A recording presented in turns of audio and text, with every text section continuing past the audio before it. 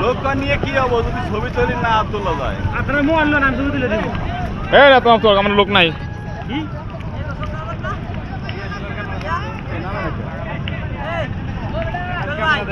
না আমার কানে কানে সমস্যা আছে।